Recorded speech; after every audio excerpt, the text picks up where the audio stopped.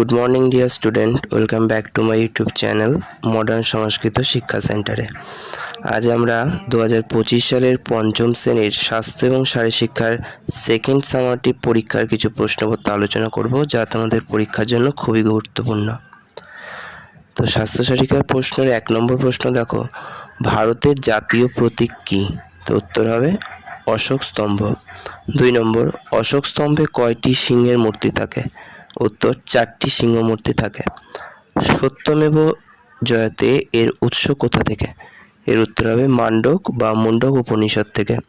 4 নম্বর দাগের প্রশ্ন, বন্দে মাতরম সঙ্গীতটি কার রচনা? উত্তর হবে বঙ্কিমচন্দ্র চট্টোপাধ্যায়ের রচনা। 5 নম্বর, 5টি যোগাসনের নাম লেখো। তার 5টি যোগাসন হবে সুখাসন, গুপ্তাসন, হলাসন, পদ্মাসন, শলভাসন। পরে 6 নম্বর প্রশ্ন, কয়েকটি বিনোদনমূলক খেলার নাম লেখো। তো কয়েকটি বিনোদনমূলক খেলার নাম হচ্ছে দলনেতা খোঁজা, বৃত্তে ঘোরা, বাধা টপকানো রিলে। এগুলি বিনোদনমূলক খেলার নাম।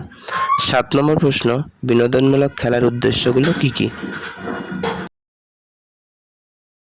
7 নম্বর দাগের প্রশ্নটা, বিনোদনমূলক খেলার উদ্দেশ্যগুলো কি কি?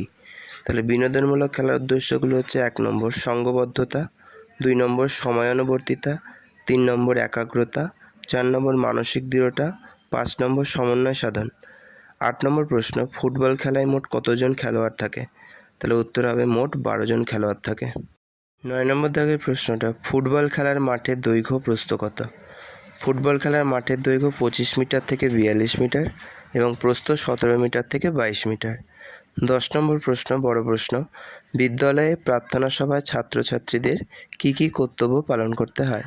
তো এই উত্তরটা এইভাবে লিখতে পারি 1 নম্বর পয়েন্ট দিয়ে, যে শ্রেণী শিক্ষকের তত্ত্বাবধানে ছাত্রছাত্রীরা নিজ নিজ ক্লাস অনুসারে লাইনে দাঁড়াবে এবং শিক্ষক শিক্ষিকাদের সঙ্গে শুভেচ্ছা বিনিময় করবে। 2 নম্বর পয়েন্ট, ছাত্রছাত্রীরা প্রার্থনার জন্য শান্ত হয়ে দাঁড়াবে ও নীরবতা বজায় রাখবে। 3 নম্বর পয়েন্ট, এরপর প্রার্থনা সঙ্গীত গাওয়া হবে। 4 নম্বর প্রশ্ন, মনীষীদের বাণী পাঠ করবে একজন ছাত্রছাত্রী।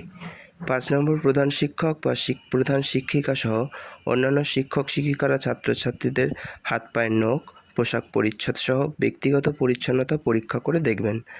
6 নম্বর, বিদ্যালয়ে আসার পথের অভিজ্ঞতা বর্ণনা করবে একজন ছাত্রছাত্রী। এই ছিল আজকের স্বাস্থ্য শারীরশিক্ষা প্রশ্নের উত্তর।